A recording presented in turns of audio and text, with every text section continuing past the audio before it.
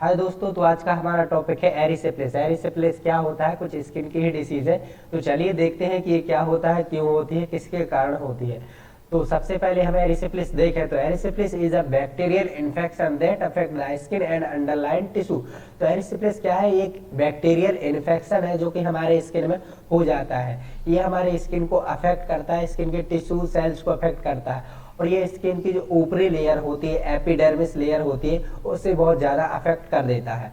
अगर देखा जाए तो यह भी एक ऐसी डिसीज है जो बिल्कुल सेलुलाइटिस की ही तरह होती है। अगर आपने सेलुलाइटिस की वीडियो नहीं देखी तो कृपया करके डिस्क्रिप्शन में लिंक है, देख लीजिएगा।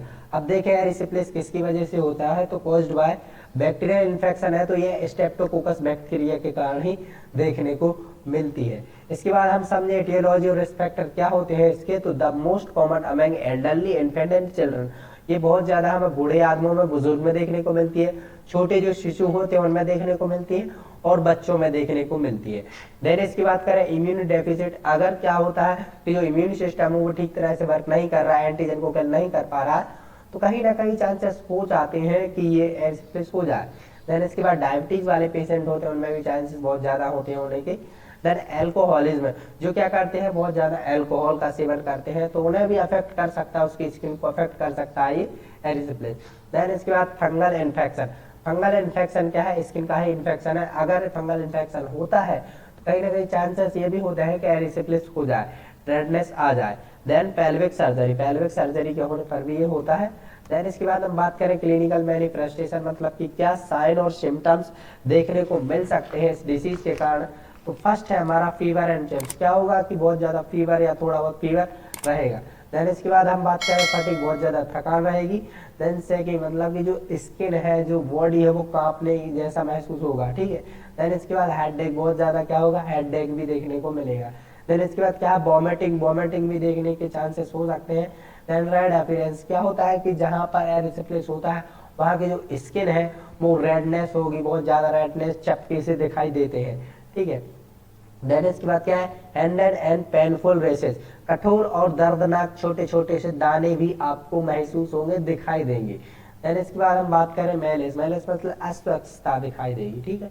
इसके बाद हम बात करते हैं डायग्नोस्टिक एवेल्युएशन की बात की। डायग्नोस्टिक एवेल्युएशन क्या क्या किए जा सकते हैं, तो हिस्ट्री कलेक्शन करेंगे, देन फिजिकल एग्जामिनेशन करते हैं, पूरी बॉडी को अच्छे से असेस करेंगे कि कहाँ कहाँ पर एरिसेप्लेस होने के चांसेस हैं, कहाँ कहाँ एरिसेप्लेस की डिजीज है। देन इसके बाद ब्लड कल्चर टेस्ट। देन इसके बाद क्या है, कंप्लीट ब्लड काउंट की कौन सा एंटीजन बढ़ रहा है, एंटीबायोटिक, ये सब कुछ टेस्ट करते हैं हम, ब्लड में पता चल जाता है, ठीक है। इसके बाद मैनेजमेंट की बात करते हैं, तो देखिए either oral intravenous administration of antibiotics such as penicillin, clindamycin और एरिथ्रोमाइसिन। तो क्या होता है, इंट्रावीनसली तरीके से कुछ एंटीबायोटिक एडमिनिस्टर की जा सकती है इसके लिए, पेशेंट के लिए, जैसे एरिसेप्लेस होने के चांसेस है। कुछ एंटीबायोटिक है जैसे पेनिसिलिन, क्लिंडामाइसिन और एरिथ्रोमाइसिन। इसके बाद क्या है, ट्रीट द अंडरलाइन कॉजेज, जो कॉजेज है डिसीज के कारण वो हमें मेन ट्रीट करना है, जिसके कारण ये डिसीज हो रही है, पहले तो हमें उन्हें ट्रीट करना है, अगर वो ट्रीट हो जाएगी तो डिसीज नहीं होगी। देन इसके बाद क्या है, dressing should be done with septic technique after surgical procedure, अगर सर्जिकल प्रोसीजर हुआ है तो हमें सेप्टिक तरीके से क्या करना है, ड्रेसिंग करनी है प्रॉपर तरीके से।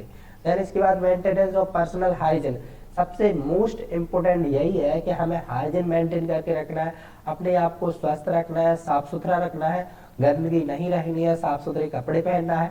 तो अगर हम ये रखते हैं तो हमें एरिसेप्लेस होने के चांसेस बहुत ही कम होते हैं, होते ही नहीं, ठीक है। तो thank you for watching my video.